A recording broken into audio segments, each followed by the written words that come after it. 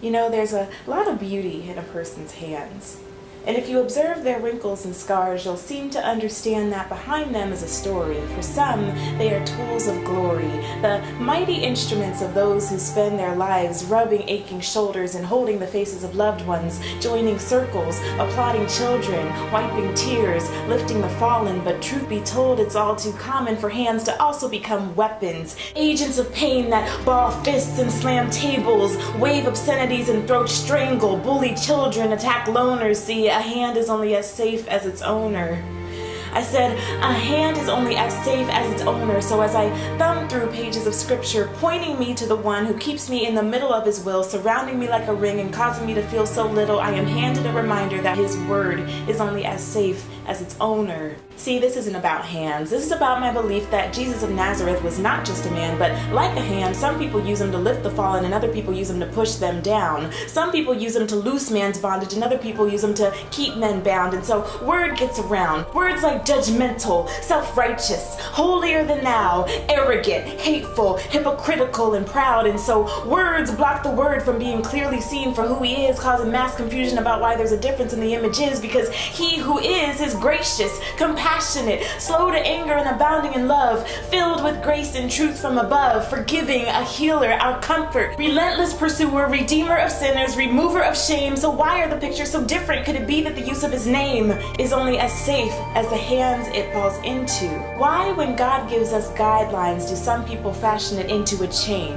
Or see other people's sin as somehow more distasteful than theirs when it's only the flavor that changed? Sin is not just something some people do, it's something we're all born into, an entire world and system of being that is less than the best that it was when God originally blessed it the first time. This world's glory, a beautiful yet broken reflection of what it was before man came in and cracked the story and decided to become competitors with God. A tree represents a choice. Will man follow God or dance to the tune of his own voice? And the forbidden fruit that hangs in that place has the power to wipe out an entire race. It was a nuclear power plant and it exploded. Man in arrogance took one bite and all of creation became corroded as our rejection of his divinity spread like radioactivity. The waves mixed and altered our DNA. Yes, Adam and Eve surely died in sin that day because they were no longer in innocent communion with God like they once had been.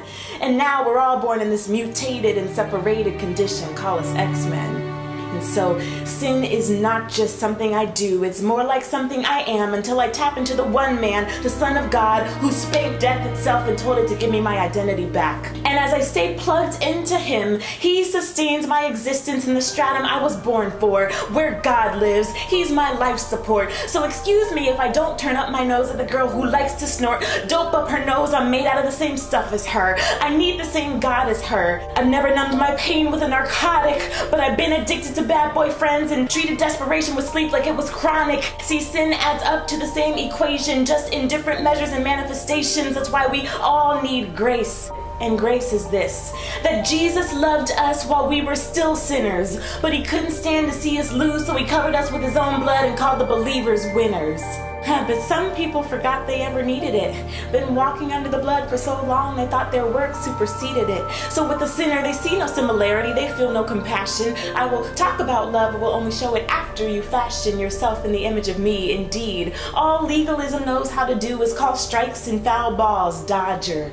Wouldn't know how to love a neighbor if his last name was Rogers. But on the other hand, don't reject Jesus simply because of the ones who ain't living it. Satan would love to have you believing that in church hypocrites are the only constituents that's lazy. Seek it out for yourself. And if all you find is evil, may I humbly suggest you check your eye health. I am the product of imperfect yet loving Christians who introduced me to a perfect and loving God. And just because we all make our mistakes doesn't make our faith a facade. And yes, as a Christian, I have a responsibility to do my best, but ain't nobody on earth walking around with an S on their chest. So don't base your life's biggest decision on how closely somebody else is living. You're giving us too much power. And though no man knows the day or the hour, you and I both have a date to see his face, and you cannot simply erase your appointment and pencil me in your place simply because you met a couple hypocrites along the way. Yo, this matter is too weighty for you to simply brush him off simply because you ran into a couple judgmental church ladies. So did he. So if you deny him, let it be on your own merit. But say that you sought him with all your heart. Say that you considered the empty tomb of the one who loved you while you were still in the womb. Say that you got on your knees and considered the maker of this universe who sent you messages about this Jesus years before he came, verse after verse after verse. Say that you asked him to reveal himself to you, and I promise you he'll show you he's not the man holding up hate signs on Channel 2 News. But as for me, the hope that you might come to see the real Jesus is the reason I wrote. But though I graze in his pastures and hide in the clefts of the rock, I am not your scapegoat.